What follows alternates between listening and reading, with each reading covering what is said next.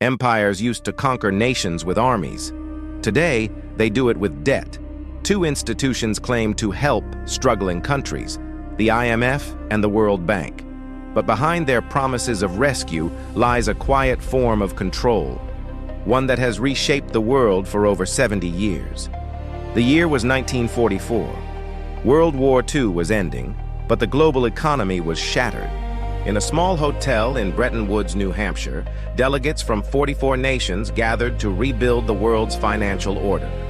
From that meeting were born two new institutions, the International Monetary Fund to stabilize currencies, and the World Bank to rebuild nations. On paper, they were saviors. In practice, they would become something much more powerful. At first, their mission seemed noble, to help war-torn Europe and developing nations rise again. Loans for roads, schools, and industries promised a brighter future. It was an era of optimism, of grand projects and handshakes between world leaders. Nations, desperate for capital, saw these institutions as partners in progress.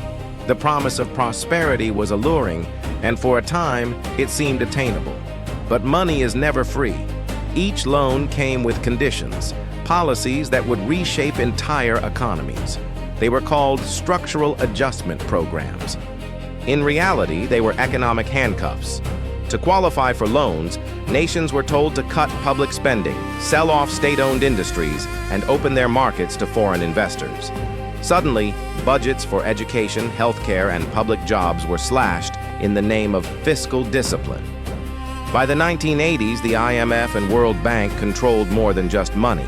They controlled policy. From South America to Southeast Asia, entire governments found their economic decisions being dictated by Washington-based economists. For every loan approved, debts deepened. Countries that had once fought for their independence found themselves ruled by numbers, not by soldiers. As one diplomat anonymously put it, "He who controls debt controls nations." Then came the backlash.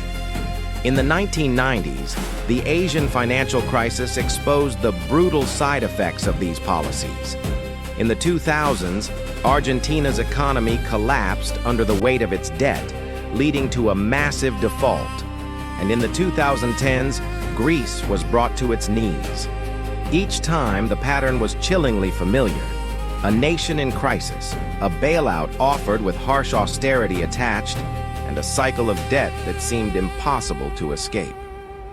Even when democracy returned, economic sovereignty did not. The new empire ruled through spreadsheets.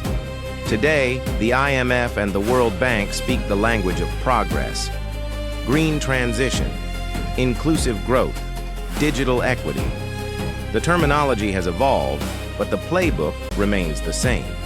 In the age of data and AI, the mechanisms of control are simply becoming more sophisticated. Money control is information control, and this quiet empire is still writing the rules that govern our world. No armies, no wars, just contracts, conditions, and debt. The IMF and the World Bank don't conquer land, they conquer policy. The greatest empire of the modern world doesn't wave a flag. It balances a ledger. Thanks for joining us on this journey through the Chronicles of Capital. If you found this insightful, make sure to like, subscribe, and hit the notification bell so you don't miss our next episode.